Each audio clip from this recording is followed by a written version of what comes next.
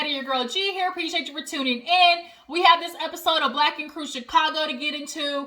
Honestly, y'all, it is just baby mama drama central. Phor, you might have impregnated the wrong one because Nina, I kind of peeped who Nina was. I could already tell what type she was gonna be episode 1, and I was peeping it. And then episode 2 really was just confirmation. It really just solidified what my thoughts were of her, and she proved it. She definitely proved that she's about to be that bitter baby mama because she didn't get what she wanted out of Phor, and she's really trying to coerce him into this situation. And it's like, ma'am, you need to understand, you weren't starting out as a girlfriend. You were just the bitch he was supposed to have sex with after, final, curtain call at the club.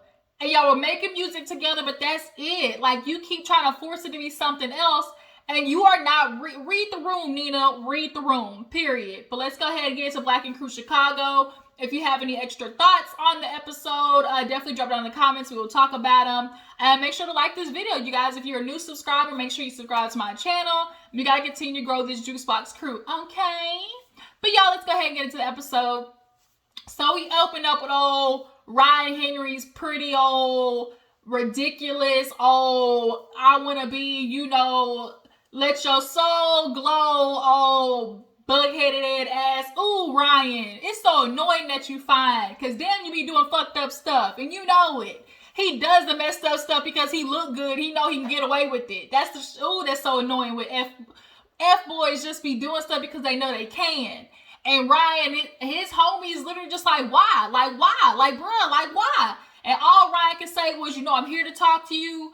I understand what I did was messed up. I couldn't talk to you in the past because I wasn't ready to face, the mess that I had created. After getting on the internet, I had to take a hard look at myself, and I didn't want to do that, bro. But I'm here to tell you, me having sex with her didn't have nothing to do with you. And it's like, damn, Ryan, you're not going to tell me before you had sex with the girl and after you had sex with the girl, Anthony did not cross your mind. I know before you are sitting there getting ready to have sex with this woman, in the back of your head, it ran across, damn, am I really about to do this to Anthony, my homie, my bruh, the man that named me as a godfather of his kid? Like, am I really about to do this? But then that blood started rushing from this head to this one. And we all know when the blood rushes to the penis, niggas lose all sense. And so you weren't thinking about somebody else. Like, you were sabotaging yourself, but understand it's collateral damage. Yeah, you need to be in therapy. I'm glad you continue to do it. But Ryan Henry, do I honestly think that you have learned your lesson? And do I think that you are really like growing like that? No, I think you're just taking the steps, but I don't think you're really deep diving into why you are doing effed up things. Like, yeah, it's easy to be like a self-surface, like on the surface, yeah, I'm sabotaging, I know I'm self-sabotaging. Okay, that's the surface of it all, but we need to get to the crux of like Ryan Henry, right? Ryan's just yelling, I know I did this, I'm sorry. And the friend, he just want to know why, and Ryan's like, look, I can't tell you all today, like if you want to talk to me another time, like, we'll just catch up. And so, oh boy, he just got up, and, he was like, okay, skedaddle, I'll check you another time.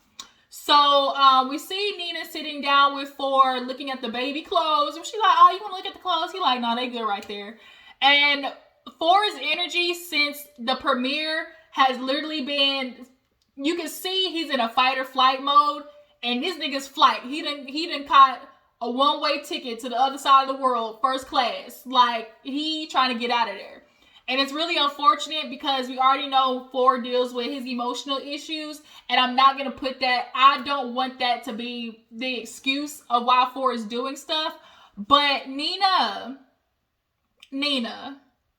no matter how hard you try to make a man be something for yourself, if he don't want to do it, bitch, he not going to do it. You, I'm sure, understood when y'all first started fucking around.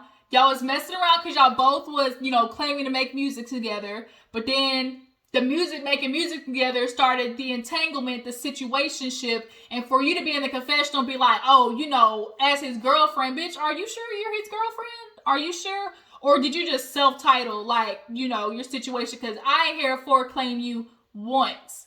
And so here it is, you're going through the clothes, and you can see Phor looking at it and stressing. Not stressing, he's stressing out, okay? And she's just kind of talking about, oh, you know, Phor, you know, we need to figure out our situation. And he's like, you know, I don't even want to talk about it because I don't want to stress you out right now. She's like, well, the things that you're doing is stressing me out. You know, we need to talk about our actions. You know, I'm just trying to figure out what this is. Girl, you know what it is. Quit acting like you don't know what y'all situation is. The problem is you don't like it. So you're going to keep trying to fight it. You're going to keep trying to fight the fact that you're seriously about to be a baby out here in the streets. When you first found out you were pregnant, you and Phor were probably only, what he said, like 2-3 months in. Y'all have known each other for a year, but you've been pregnant for most of that year, right? But y'all only been 2-3 months in. So Phor wasn't seeing the crazy side. I mean, he might have been seeing the crazy side in bed, and that's why y'all was messing around with each other. But Phor doesn't know you, and now he's starting to see your characteristics, and bitch, he don't like him, and neither do I. But now it's like, oh, Phor, you know, we like this because the things that you were doing, you know, coming in 3 in the morning. Of course, he wants to put it on, oh, you know, studio time. You know, you might have forgot what it's like to be an artist in the studio. I'll give you that 50%. I'll give you, okay, you might be in the studio, Phor. But the other half of that is you running. You don't want to come home to Nina because you know there's going to be a fight. I get it. You want to avoid all the fighting and the drama as much as possible before you can't keep running away. This is a situation that you created, and now you have somebody who's emotionally dealing with turmoil because, like she said, she's like, you know, I'm lonely. She started tearing up. You know, I get lonely, Phor.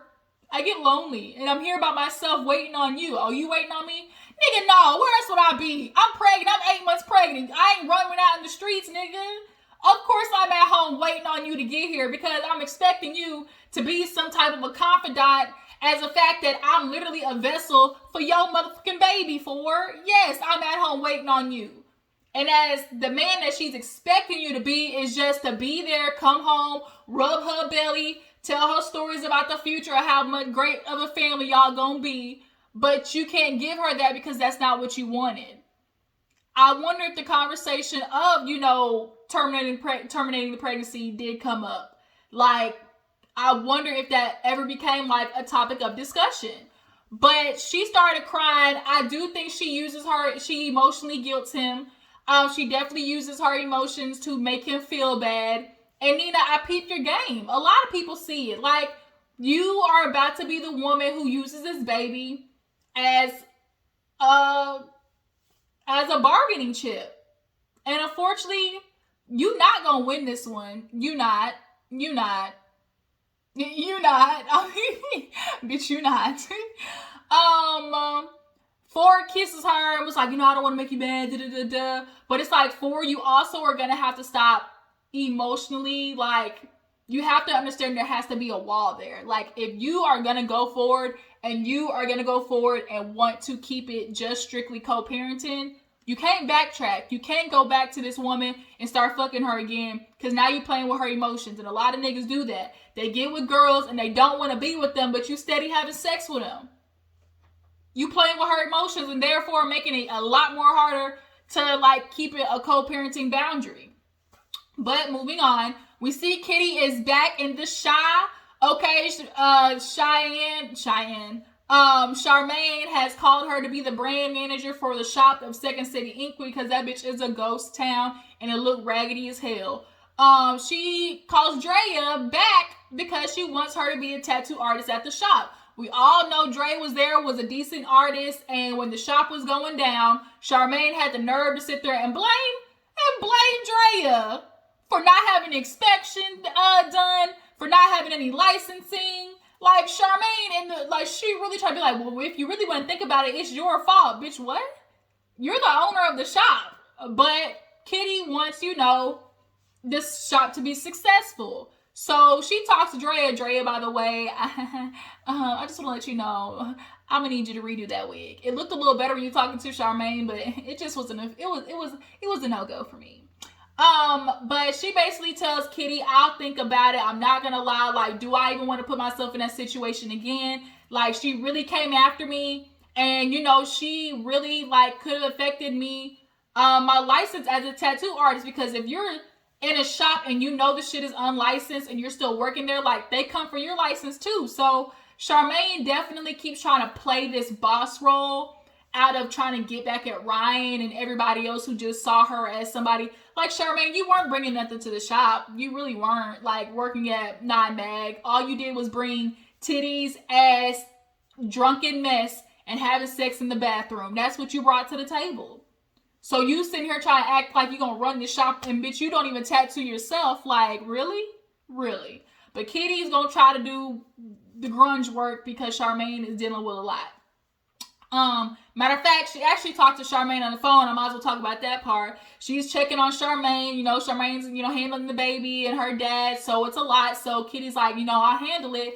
But, I'm thinking, like, maybe I should have a couple of, decisions in the making, as far as tattoo artists. And Charmaine is like, bitch, no, I'm the boss. I don't want there to be any confusion. When Jess came, Charmaine thought she was bringing her in, like, as a manager. And Jess is thinking she's, like, partner in the shop. So she doesn't want that confusion. So she's like, no, I'll have a say in that.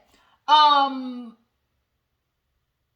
think Kitty is a better detail-oriented person and would be able to pick better tattoo artists, because Charmaine is not, she doesn't see, like, the big picture. Like, all she thinks about is what she likes. She's not thinking, like, Charmaine, I'm just sorry, she's not a good boss if you ask me. But Kitty's like, well, since you said that, I just want to let you know I talked to Draya and I told her she could work at the shop.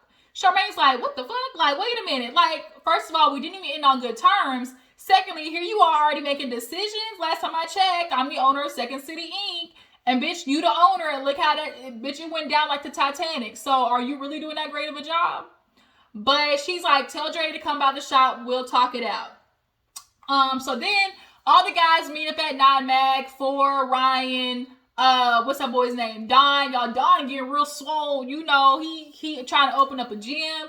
And I'm watching Don's growth. I'm really proud to see, like, Don slowly making something of himself, especially as a black man, like, and taking, his celebrity on the show and doing something with it. Like, a lot of times we see these reality TV stars and they do some, like, bullshit. Stop selling us, I've seen enough slim tees. I've seen enough waist trainers. Oh, snatched waist.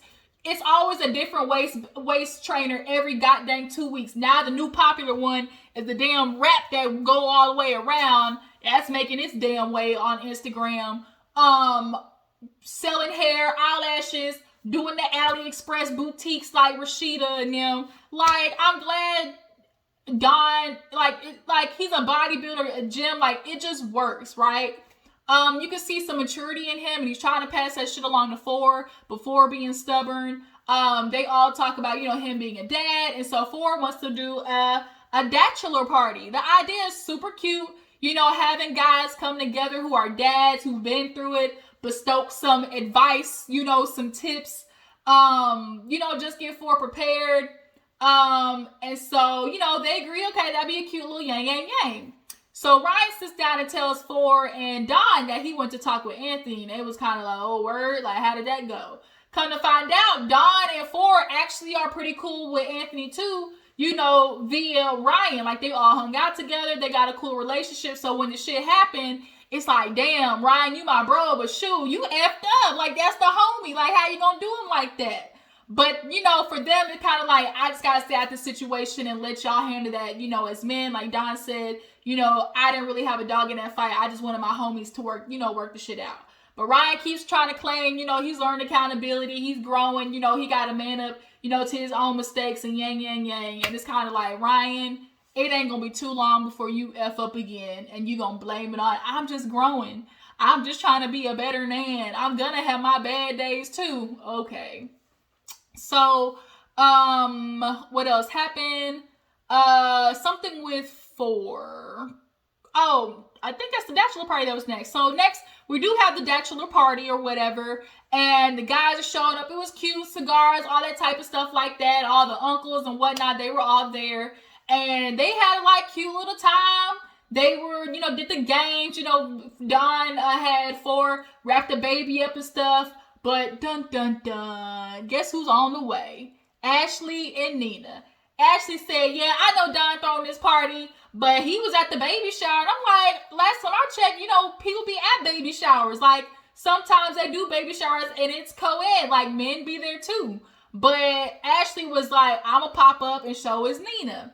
And the fact that Nina did this pop up too also just lets me know what type of girl she is even more. But Nina's talking about her relationship with Phor and, trying to move forward. And now we find out that Phor and her mom kind of had a little falling out because she was like, me and Phor got into it one time. I was talking to my mom and, she messaged Phor some things, basically calling Phor manipulative. He needs to go look at himself in the mirror, go talk to God. You need to get yourself right for you to even have a baby. Was it shitty? Yes. Was it out of hand? Yes. But was there a little bit of truth in those messages? Abso-freaking-lutely. Phor needs to work on himself because he's running. He is run, Forrest, run at this moment, and everybody can see it. And I think that's why Nina keeps trying that much harder to what she calls it structure. Bitch, quit saying structure. Say you want a relationship. Give us a title. That's what she want, a title. And you not gonna get it because, bitch, you didn't have a title in the first place. And you had the baby thinking that, if I had this nigga baby, that's gonna make him stay. That's gonna make him want a relationship. He gonna want to do the whole shebang. And it's like, no. You bitches who do that, you're toxic. You're toxic, okay? You're not gonna make a nigga do something he don't want to do. But the guys are there, and Ashley and Nina pop up, and so they was like, what the y'all doing here? Ashley oh wait, it's nice, Don. I thought I was going to walk into a bunch of strippers, and then Ashley in the confessional talking about, I'm sure people think, I'm still crazy and acting out, but I've grown a lot since then. I've grown to, to really trust Don, and I really, believe in him, and I don't be checking on him like that because I trust Don. Ashley, you might want to try to convince yourself of that lie, but bitch, please, had there been girls shaking ass everywhere, you would have lit that place up. Then she gonna call herself throwing singles out I would have joined the party. Bitch, where? I think Ashley just understands who Don is. She has kids with him. Ashley, you literally saw what he did before you got married. What he fucked up before the wedding, and you still married him. The truth is, you gonna be that ride or die bitch. Ashley has decided I'm gonna ride with this man because even though he treat me like shit, I see what he doing with himself. So she gonna live the lifestyle that come with it. It's just, it is what it is. You like it, I love it. Okay, Ashley. So Nina goes over there to Phor, and Phor's like, what you doing here? She's like, I love a good pop-up. And when she said that, I was kind of like, oh, this bitch gonna be terror. She is about to be terrorizing the hell out of Phor's life. But basically she talked about, he need to talk with the mom because, she needs a relationship to get better, especially with the baby coming and things like that. And he felt like, the mom definitely disrespected him, came at him sideways, emasculated him, and he wasn't feeling that. So he will talk to the mom. Also, he told Nina that he's going to be in the room. She's like, oh, he going to be in the room? He like, yeah. I was like, okay. Bitch, what the way she was so happy by that little bit of information just goes to show, she takes any little bit of, him doing something oh, bitch, we going to be together forever. That's an inside joke with me and my friends. Together forever. Girl, I need you to wake up and smell the coffee. I know you keep trying to coerce Phor into this situation, but ma'am, that is dangerous. That is a dangerous emotional and mental game you are playing. Because you're not going to win. This baby is not going to be your checkmate, bitch. It's not. It's not. But I think Phor, he does what all the men are saying, which is, just support her. She's carrying your baby. Don't give her any extra stress. The fact that she does have a baby is basically causing Phor to retreat, not really say what's really on his mind. Because Nina, as much as you don't want to sit there and admit it, you are that turn up bitch. You are that bitch that doesn't know how to just sit down, have a conversation, and if you hear something that you don't like, you automatically take it as disrespect. Like, she's a girl that if she doesn't like something, she doesn't know how to communicate that. She's automatically going to turn it into a fight.